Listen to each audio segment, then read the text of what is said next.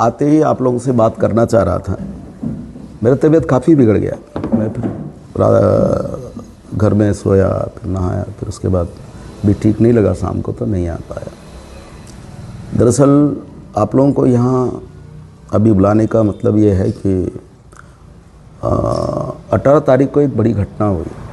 उसके बाद जो घटना आंध्र प्रदेश में दिखाया गया, और वो बहुत नाटकीय है, बहुत ही नाटकीय है, और कोई भी आदमी विश्वास नहीं करेगा जो घटनाएं घटी है। मैं तब तक तो आंध्र प्रदेश में ही था, गुजरात में था, तब ये सभी घटनाएं की जानकारी मिली। लेकिन ये कहना कि हिडमा का इनकाउंटर हुआ एकदम फर्जी है, इस बात पर कोई सच्चाई नहीं है। उनको पकड़ के मारा गया और कहीं पहले मार के वहाँ पे लाशों को रख दिया गया, बाद में इनकाउंटर स्थल बताया गया, और वो सब सबूत खत्म हो जाए उसके बाद ही मीडिया को उधर जाने देंगे।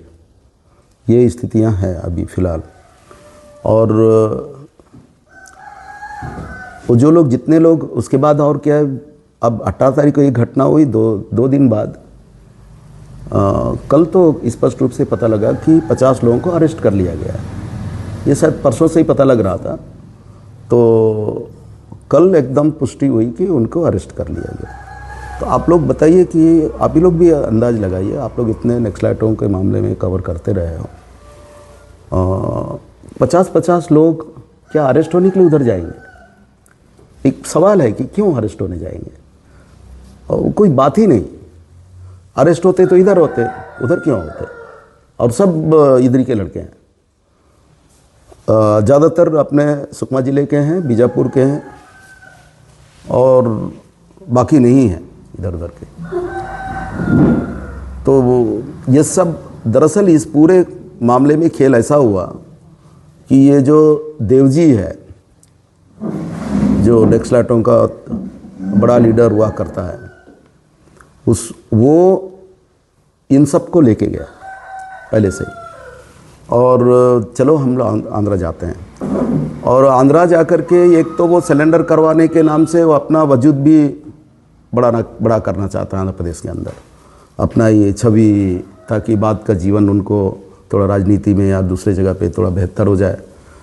उस हिसाब से इन सब का इस्तेमाल किया, चलो जाना है। और हिडमा को उन्होंने एक तरह से देवजी ने ही इनको मरवा डाला, पुलिस को बोल करके इनको मारो। और आप यकीन नहीं करोगे, उनके ऊपर आप जितने अखबार देखोगे आप, सारे बड़ी घटनाओं का मास्टरमाइंड हिडमा। तो ये जो इतने पढ़े लिखे जो लोग हैं, आंध्रा से आए वाले, तेलंगाना से आए वाले, घास छिल रहे थे, इन्हीं लोगों ने तो सब करवाया ना ये सब। और सारा इल्ज़ाम हिडमा, और खुद लोग बच गए, और मरवा डाला उसने, और बाकी लोगों को अरेस्ट करवाया ताकि कोई सबूत न मिल पाए, और खुद आराम से है कहीं। और कहीं ऐसा दिखा रहा है, कहीं वो गिरफ्तार हुआ बताते हैं, तो कहीं इनकाउंटर बता रहे हैं, ना उनका गिरफ्तार हुआ है ना इनकाउंटर हुआ है। वो आराम से है आंध्र प्रदेश का, मैंने सरकार का वो मेहमान बनकर। ये एक सच्चाई है, मैं जो आप लोगों को बताना चाहता हूँ कि इसको दिखाना चाहिए और लिखना चाहिए कि ये पैक इनकाउंटर है। और देवजी, उन्होंने पूरा षड्यंत्र करके इन सबको लेके गया, और हिडमा को मरवाने के बाद सारे इल्ज़ाम जो बस्तर के अंदर घटित हुआ, उन सब का इल्ज़ाम उनके ऊपर लगा। और चूँकि अब मर गया तो वो अपना सामना तो नहीं कर सकता ना, वो जो आरोप लगे हैं वो कैसा स्पष्ट कर पाएगा, बता पाएगा कि मैं ये घटनाओं में था ऐसा। वो निश्चित रूप से, अब आप लोगों को समझना चाहिए, अब ताड़मेटला में 76 जवान मारे जाते हैं, उसमें मास्टरमाइंड बता रहा है उस समय रमन्ना, उस इलाके का जोनल क्या नाम, सब जोनल कमेटी का सेक्रेटरी प्रमुख रमन्ना। और ये घटना 76 जवान मारे जाते हैं, उसके बाद वो यूट्यूब में इंटरव्यू दे रहा है, पूरे किसी चैनल को डायरेक्ट फ़ोन पे और सब में बोल रहा है, वो सबको मालूम है। और फिर ये मास्टरमाइंड कहाँ से हो गया? और तब तक तो शायद ये जोनल कमेटी में आ गया था, पर एक नया था, क्योंकि उस समय कल्लूरी ने इतना हवा बना लिया था कि ये देखो आंध्रा वाले आकर के तुम्हारा इस्तेमाल कर रहे हैं यहाँ के लोगों का, और तुम लोग नीचे के नीचे ही हो, बाकी सब लीडर तो वही लोग हैं। कल्लूरी और बाकी लोगों ने, प्रेस के लोगों ने भी ये हवा बनाया, और उसकी वजह से पहला आदमी है जिसको जोनल कमेटी में लिया गया।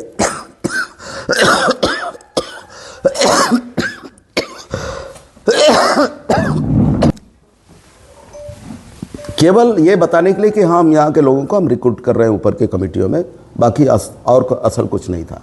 हाँ, निश्चित रूप से 76 जवान मारने में इनका वो रहा होगा, योगदान का मतलब है कि वो भी रहा होगा, शामिल रहा होगा, और कुछ घटनाओं में शामिल रहा होगा। ये बोलना कि नहीं वो जिरम घटना में तो था ही नहीं, पुलिस रिकॉर्ड में भी है, नहीं वो था ही नहीं। अब वो पूरे अखबारों में बता रहे हैं, उसमें भी मास्टरमाइंड बेटा में उनका योगदान बताते हैं। और क्या नाम, वो जो एक कैंप को जलाया नहीं थे रात में रानी, उसमें तो आखिर एडमा क्या था, वो सारी घटनाओं का ये सब कहीं ना कहीं षड्यंत्र के साथ यहाँ के लड़कों को बदनाम करना है, और जो कुछ हुआ उनके लिए ये जिम्मेदार। आंध्रा के लोग तो बिल्कुल पाक साफ हैं, बिल्कुल मैंने गुनाहगार ही नहीं। दिक्कत ये है कि इस सारे मामले में जिम्मेदार आंध्रा के लोग हैं, और पढ़े लिखे थे, सबको मरवा डालने में, गांव वालों को भी मरवा डालने में, और पुलिस को मरवा डालने में भी उनका बड़ा योगदान। और आज उन लोग अपनी छवि, जो बचे हुए ज़िंदगी में अपनी छवि को बेहतर बनाने के लिए सारा इल्ज़ाम यहाँ के लड़कों को तो ये एक सच्चाई है। और यहाँ के लड़के लोग बिल्कुल लड़ाई में शामिल रहे होंगे, नहीं होने का कोई सवाल ही नहीं रहे, लेकिन ये केवल आदेश का पालन करते रहे। आदेश ये करना है तो किए, वो नहीं करना है नहीं किए, यही हुआ। और हम अच्छी तरह हिड़मा को जानते हैं, मैं तो अच्छी तरह जानता हूँ, और वो हर घटना का मास्टरमाइंड हो ही नहीं सकता। और मैं ये कह सकता हूँ कि किसी भी घटना का मास्टरमाइंड नहीं है। मास्टरमाइंड तो सब आंध्रा के लोग थे, एकदम कोई बात ही नहीं। और ये सब आरोपित करके, मैं तो अभी इनके बड़े नेताओं से भी कभी मिलने देंगे तो हम मिलेंगे कि ये एक आप लोगों ने, सबसे पहला तो जुल्म इन लोगों ने ये किया कि यहाँ के लड़कों लोगों को उन्होंने संगठित किया, नहीं हम क्रांति करेंगे, समाजवाद लाएंगे, बराबरी लाएंगे, करेंगे। अब शोषण उस रूप में था नहीं, जो भी शोषण था फॉरेस्ट डिपार्ट का था, पुलिस का था। उनको उस समय जंगल गांव में जाना था, लोगों को घर बनाना था, गांव बनाना था, तो फॉरेस्ट वालों को 2-4 लोगों को पिटाई किया, और वो एक तरह से फॉरेस्ट वाले जो पहले जुल्म करते थे 80 के पहले, वो उसके बाद विश्वास लोगों का हुआ और उसका बहुत फ़ायदा उठाया। और दोबारा दूसरा जो घटना हुई वो है सलवा जुलूम। और सलवा जुलूम पहले जो शोषण हो रहा था उसके लिए भी जिम्मेदार सरकार है, और बाद में जो सलवा जुलूम शुरू हुआ वो भी सरकार जिम्मेदार है, जिसकी वजह से इतना बड़ा नक्सलाइट मूवमेंट बढ़ा। एकदम सीधे सीधे हर घटना के लिए सरकार यहाँ जिम्मेदार। अगर ये वन विभाग का, पुलिस का अत्याचार उन इलाकों में नहीं होता तो नक्सलाइटों को इतना समर्थन नहीं मिलता है उन इलाकों में। और उसके बाद भी थोड़ा उस टाइप का नहीं था। जुलूम ने इनको पूरा ताकत दे दिया। कहना चाहता हूं, जो भी नक्सली बढ़े उसके लिए जिम्मेदार सरकार थी, और जो बड़ी घटनाएं हुई, अब ताकत बढ़ा इसलिए बड़ी बड़ी घटनाएं लोगों ने किया। और सलवा जुलूम के द्वारा जितना अत्याचार हुआ, नुकसान किया गया, गांवों को जलाया गया, उसका